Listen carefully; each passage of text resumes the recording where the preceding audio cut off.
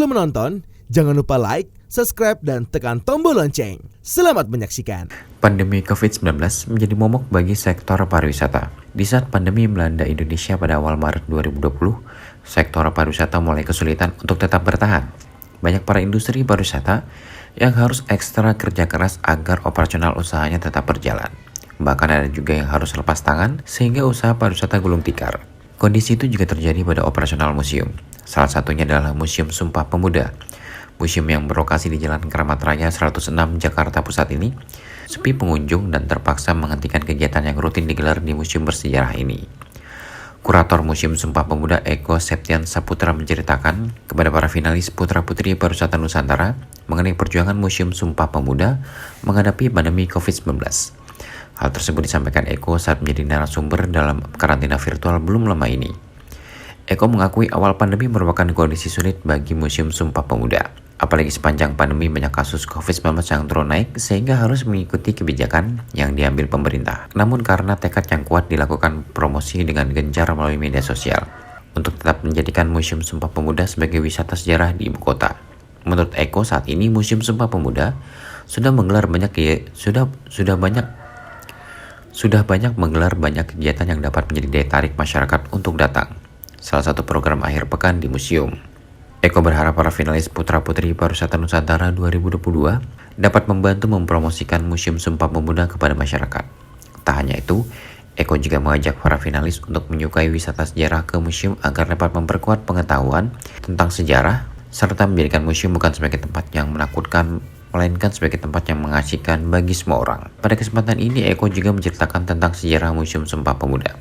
Pada tahun 1928, Gedung Keramat 106 dijadikan salah satu tempat penyelenggaraan Kongres Pemuda kedua pada tanggal 27 sampai 28 Oktober 1928. Gedung ini dijadikan sebagai pusat penggerakan mahasiswa sampai tahun 1934. Tentunya museum itu nggak bisa bergantung dengan hanya promosi lewat media sosial atau promosi lewat brosur ya, dengan lewat japri atau misalnya juga, tetapi juga perlu mengadakan sebuah program publik ya.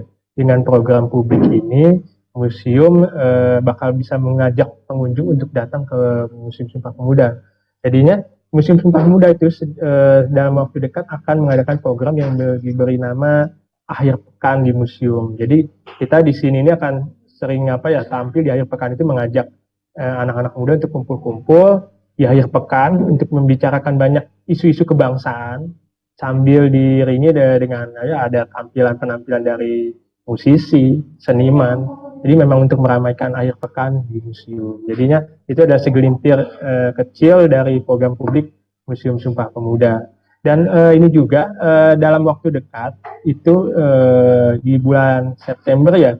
Di bulan September itu Museum Sumpah Pemuda akan mengadakan pameran di Ubud. Itu pameran tentang Cokorda Gede Raka Sukawati. Itu disponsori langsung oleh Kerajaan Ubud ya. Keraton Ubud itu ingin mempopulerkan kalau seandainya ada tokoh Bali bernama Cokorda Gede Raka Sukawati.